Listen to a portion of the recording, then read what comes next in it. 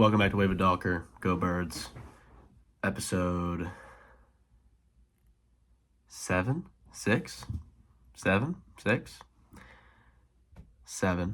of Week in Music. It's the Bangles week. Yeah, I don't know. I think I was just looking for like a female group after going with Blood Dudes and Rihanna. So I was like, let's try to balance it out a little bit. Let's go back to girls, and this is a girl group. Lead singer's really pretty. I forget what her name is, but she's really pretty. Walk Like an Egyptian, Manic Monday, classic tracks. 5 albums. Here we go. Album number 1 of the Bangles week, All Over the Place, came out in 1984, their debut album. The Bangles, a group that I'm only familiar with Manic Monday and Walk Like an Egyptian. Manic Monday is a classic pop song, and Walk Like an Egyptian, the ending song for the first half of JoJo's Bizarre Adventure. Stardust Crusaders, my favorite anime ever. And yeah, so that's how I familiarized myself with the Bangles. I wanted to give this album a listen. I think this was a fun group to go on to next. And this album I thought was pretty strong. All About You, great track. Hero Takes a Fall, really great opening track for this album. More Than Meets the Eye. I mean, top to bottom, just really solid classic pop rock kind of. And the lead singer, let me actually look into this. I'm on Spotify desktop. Let's see. Because the lead singer, Vicky Peterson, Susanna Hoffs. Right? Whatever. I feel like this project had, obviously, this could be disputed with a simple Google search, and I'm just too lazy to do that, but I feel like there was a really great mix of vocalists. I feel like it sounded like, a bunch of ladies in the band just kind of flip-flop throughout the album of who is leading it. I thought that was really neat. Just a really solid project, top to bottom, which is what I just said. I liked it. 78 hot dogs out of 100 for whatever the hell I said. On to the next album. Album number 2 of Bangles week, Different Light, expanded edition.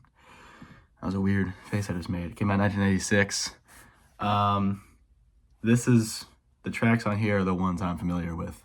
Starting off with Manic Monday and then Walk Like an Egyptian 2 tracks later. But yeah, really strong stuff. I really just love female vocal led, like lead vocalist, 80s pop rock. It's just such a fantastic genre. I don't know, I just love, it's just kind of like, I don't know, similar to how I like, modern indie pop, like Clara's my favorite artist, obviously. I just love kind of like, it just feels very empowering. I don't know, and obviously I'm not a woman, but it's just, I don't know, there's just a certain attitude that I really dig with these tracks. But Manic Monday, classic. Walk Like an Egyptian, classic. Just really great stuff, top to bottom. In a Different Light is also another great track. Obviously it's the title track, but just really strong stuff. Solid. I'm gonna go 82 hot dogs out of 100 for Different Light by the Bangles. Album number 4 of Bangles, or 3 of Bangles week, Everything by the Bangles, came out in 1988. Yeah, this might be my favorite so far. I feel like I say that since I started doing artist specific weeks, but yeah, I think this album is really strong. Something to Believe In, really great. Eternal Flame is probably the best song that we've gotten so far on Bangles week, if I'm telling you the truth. And I am telling you the truth. This is an honest show. But yeah, I think this is my favorite so far. They're not really doing anything different, which, isn't a bad thing, of course, but I think that consistency is well received. They just have such an iconic tone. And like I said, there's just that really modern, at least in their era, just that sound is just so popular, and they just really knock it out of the park each time. But yeah, Eternal Flame, just super strong. Like I said, probably my favorite song that I've listened to thus far through these 5 Bangles albums. For Everything by the Bangles, I'm gonna go 85 hot dogs out of 100. really strong stuff. On to album number 4. Album number 4 of the Bangles week, Doll Revolution, came out 2003. It's like a 15-year gap. I think they only have 5 studio albums from what I saw, unless I missed it, but let's see. Yeah, they only have 5 studio albums, so they go from Everything in 88 to 15 years later, Doll Revolution. And guys, I know I said that Everything was my favorite so far. This is my favorite so far. They really tap into like that early 2000s kind of dream pop. Very, just like kind of the guitar tones, the vocal melodies, stuff like that. I think they really tap into that. I think it's really dope. An hour long, really solid, top to bottom.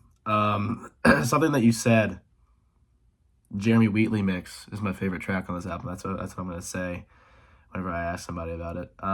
Whenever somebody asks me about it. But I mean, Grateful, another great track. I'll Take Care of You. I mean, top to bottom, just really sweet. And like I said, like they really tap into that of the time sound. I think it really works for what they do as a group.